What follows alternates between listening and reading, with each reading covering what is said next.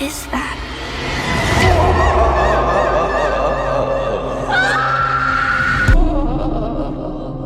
Don't be scared. Dick, what happened down there? Derry, a small town on the map, yet its secrets run deeper and darker than anything most people could imagine. Don't be scared. That kitty killer's still out there. I know where he's hiding. Even the air here feels unsettled. See inside my head. Let me in. Don't be scared. Get away from me! Let me in. Let me in. Don't be scared. Carrying a quiet tension that never really fades. People smile, stores stay open, life goes on just like anywhere else. But if you look closely, really closely, you'll notice something hiding behind every street, every window, every forced smile. A silent fear. A fear that feels older than the town itself. In the America of the 1960s, when the Cold War was tightening its grip on the world, Derry was fighting a different kind of battle. One that never made the newspapers, one people refused to speak about. And those who did try to speak either disappeared or came back as someone entirely changed, someone hollow, someone not quite themselves. And that's where our story begins, on a cold, frozen night, along a lonely highway, where a young boy stands with his thumb out, hitchhiking in the dark. No family in sight, no home mentioned, just a nervous face and a chilling silence humming around him. It's the kind of moment that tells you something is terribly wrong, even if you can't yet say what. The shadows in this town have risen before. You've heard the name Pennywise, the smiling, terrifying clown who feeds on fear and twists the minds of children. The story of it was born here in Derry. And Welcome to Derry drags us back into that darkness, to the moment when everything first began to crack. Get ready, because the secrets of Derry are ancient and deadly. And today, we're about to open the door to them. Maddie sits alone in the dim glow of the Derry cinema. The flicker of the projector dancing across his face as he crinkles a popcorn bag far louder than anyone else in the room. The movie is only a few minutes in, but Maddie's restless shifting and offbeat muttering have already drawn irritated glances from the scattered audience.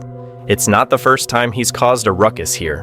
People in town know him as the boy who wanders around with too much energy and nowhere to put it.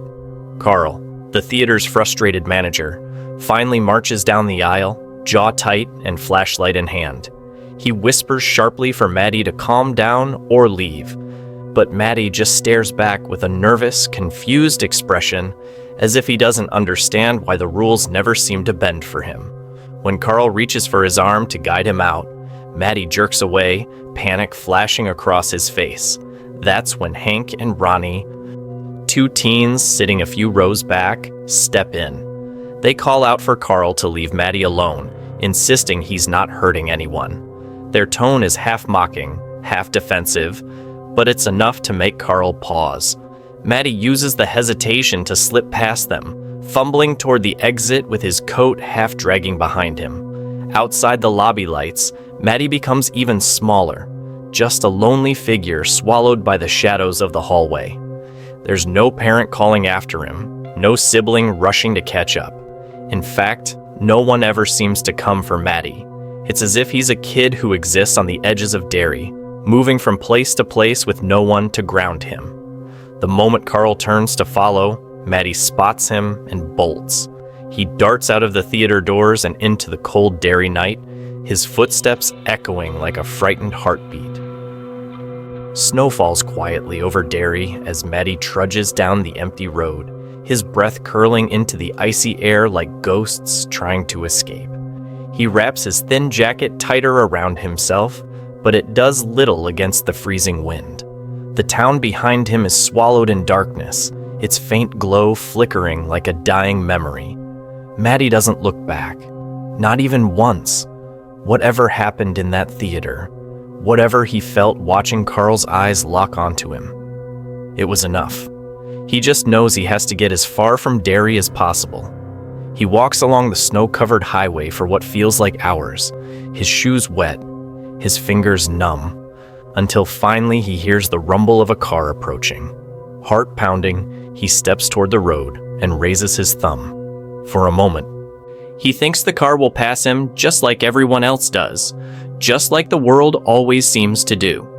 But the brake lights flare, and the station wagon slowly pulls over. A friendly-looking family sits inside. A mother, a father, a little girl in the back clutching a stuffed rabbit. The mother rolls down the window and asks if he needs help. Maddie nods quickly, eager, desperate. When they ask where he's headed, he stammers out, "Anywhere. Just not back to Derry. Please, don't take me back there." The parents exchange a puzzled look, but they don't press him. They let him in, brushing snow from his hair and telling him he's safe now. For a moment, the warmth of the car feels like a rescue, like he's finally found a piece of comfort. But as the station wagon drives deeper into the night, something shifts. The radio crackles with static, though no one touches it. The little girl keeps staring at Maddie as if she recognizes him or fears him, and outside the windows, the forest seems to lean closer, as if listening. The car ride begins normally, but the further they get from Derry, the more wrong everything feels. At first, the warmth of the car feels like safety, but as the miles slide beneath the tires, something begins to rot in the air, literally. A sour, metallic smell creeps through the station wagon, thick and heavy, like raw liver left out in the cold. Maddie wrinkles his nose, but before he can speak, the little girl in the back seat suddenly whispers, "Do you smell it?" Her eyes stay fixed on him, unblinking. Then she begins chanting random letters, softly at first, then faster, like she's reciting something she memorized long ago. D-R-A-T-E. The parents join in, not in words, but in a strange hum, their voices vibrating in perfect unison, and then laughter. Sharp, broken, unnatural laughter that fills the car like a swarm of insects. It's too loud, too sudden, too wrong. Maddie presses himself against the door, heart slamming, realizing too late that the car is no longer heading away from Derry. It's turning back. Panic claws at his throat. He grabs the handle, tries to force it open, but the lock slams down on its own. He lunges for the opposite door, locked. The windows won't roll down.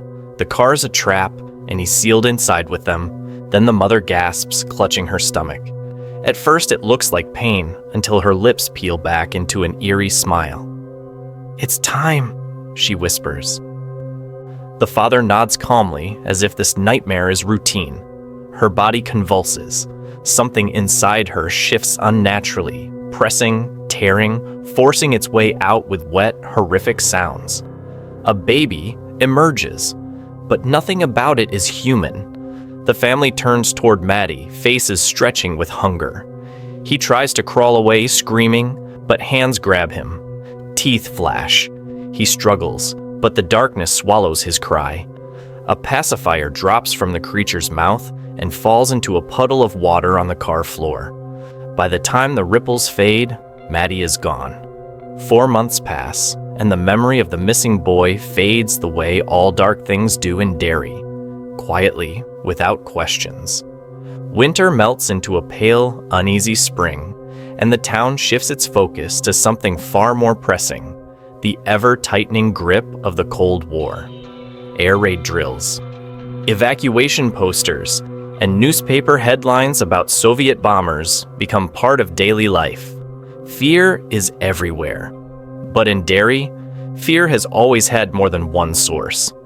On the edge of town sits the Derry Air Base, a fenced labyrinth of metal towers and roaring engines. Inside its gates, we meet Phil, a wiry, aviation-obsessed teenager who spends every free moment near the base, sketching planes, memorizing their specs, and dreaming of flying. Phil isn't like the other kids in Derry. He's restless, curious, constantly looking toward the sky as if he expects something to come out of it. His fascination pulls him deeper into the orbit of the base's personnel. There's Major Hanlon, serious and sharp-eyed, the kind of man who measures every word before speaking.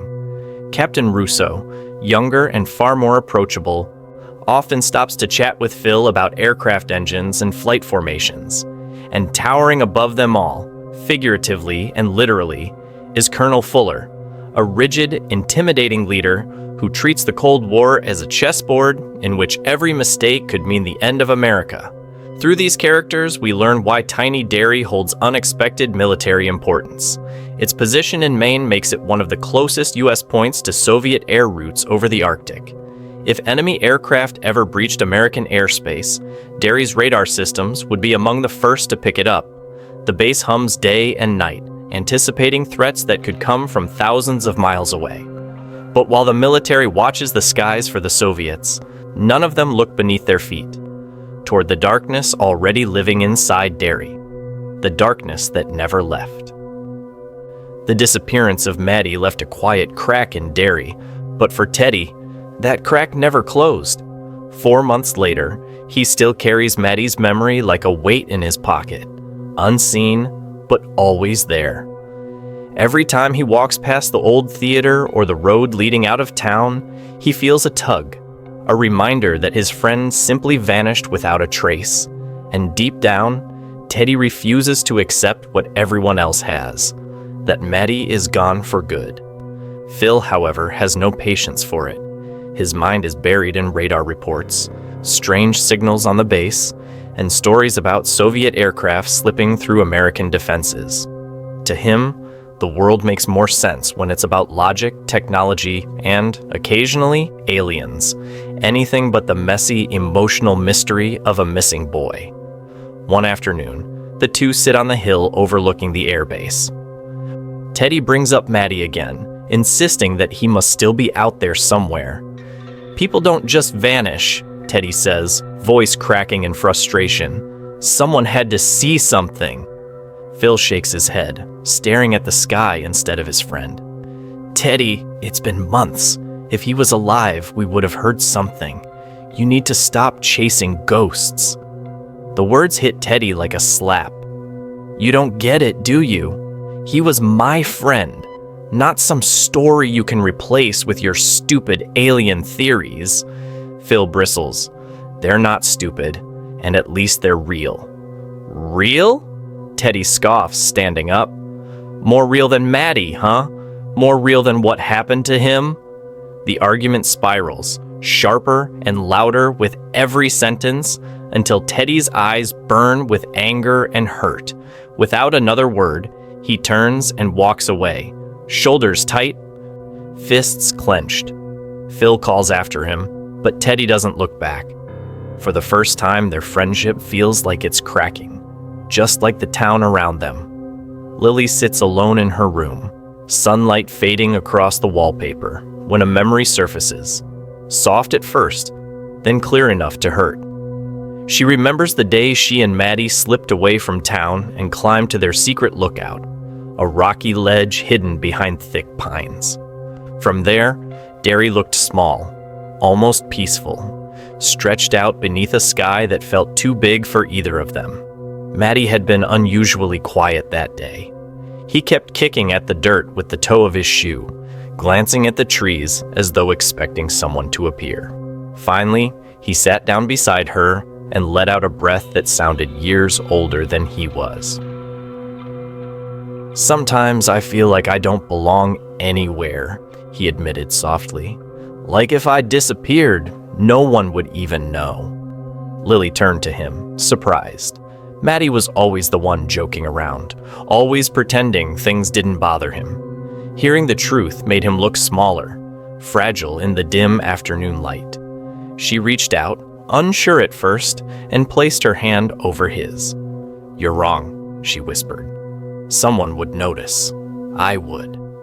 Maddie looked at her then, really looked, and something in his eyes loosened.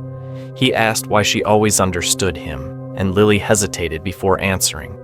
She told him about her father, how he died in the pickle factory accident 2 years ago, how the police blamed faulty machinery, how her mother still cries at night. The words shook out of her like broken glass, and Maddie listened without interrupting. Without flinching. For a moment, the world felt still, safe. Maddie leaned in, hesitant, hoping to kiss her. Lily froze, caught between fear and something she didn't yet understand. The moment broke. They pulled apart, neither knowing what to say, both pretending it never happened. Now, in the fading light, Lily wishes she hadn't pulled away. It's the last clear memory she has of him. Derry's unease had begun to creep into every corner. Subtle at first, almost imperceptible. Small, unsettling signs appeared in places where adults barely noticed, but children felt in their bones. In the school corridors, whispers lingered in empty classrooms. Lockers slammed shut on their own. Shadows flickered across hallways with no source. Even the snow on the streets seemed to carry a chill that no coat could ward off. Stories began to spread, children waking from nightmares soaked in sweat, eyes wide with fear, murmuring about things no adult could see.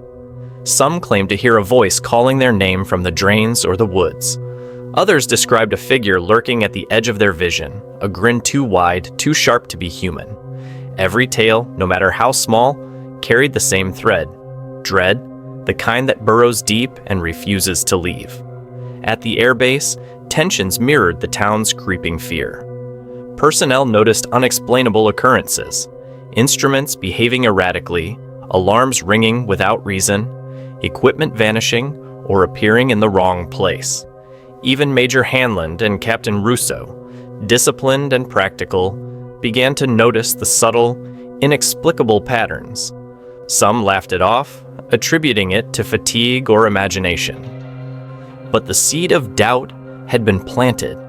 Unseen yet undeniable, the presence in Derry had begun to stir again. It was as if the town itself was caught in a cycle older than memory. Fear would rise, grow, and consume, only to retreat, leaving whispers and shadows behind, waiting to return. And with each new generation, the pattern repeated. Children were always the first to notice, the first to feel the gnawing terror that adults dismissed. Even those who tried to explain it logically found themselves questioning reality. The nightmares, the strange behavior, the impossible coincidences, it all pointed to something older, something patient, something waiting. Derry had always been a town of secrets, but now, the secrets were reaching out, calling the next victim into the darkness. The fragile sense of normalcy in Derry began to crumble. Maddie's disappearance, once a whispered memory, resurfaced in hushed conversations among parents and teachers.